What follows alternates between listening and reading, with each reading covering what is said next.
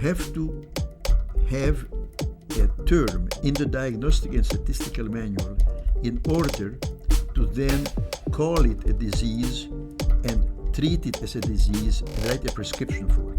When I went to medical school, there were only 6 or 7 items in the manual. Now there are over 300.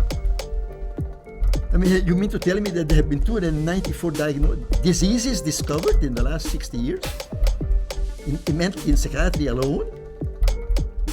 It's a joke. It's an epidemic of psychiatry that we are dealing with. We don't have an epidemic of mental illness, we have an epidemic of psychiatry.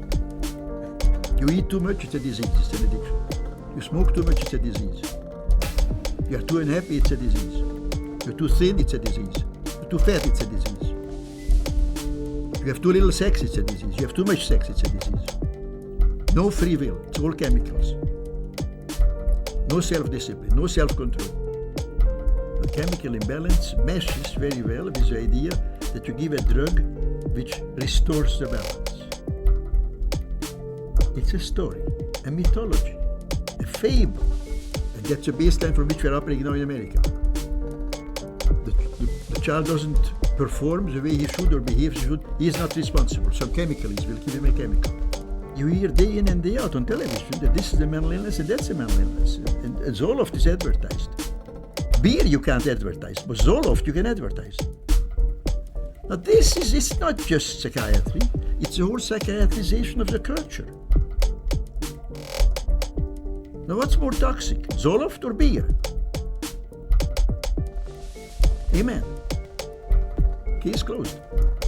See, the internal contradiction in these very concepts is so total that they don't stand up to any scrutiny. Nobody has yet measured, demonstrated, or created a test to show that somebody has a chemical imbalance in their brain. Period. Psychiatrists are getting more and further and further and further away from this human-to-human touch. And they are becoming more and more wax, where they talk and act and impersonate doctors. They talk about diagnoses and treatments and the brain and all this kind of stuff about which they know nothing. Zero. It's not science, it's politics and economics. That's what psychiatry is. Politics and economics. Behavior control. It is not science, it is not medicine.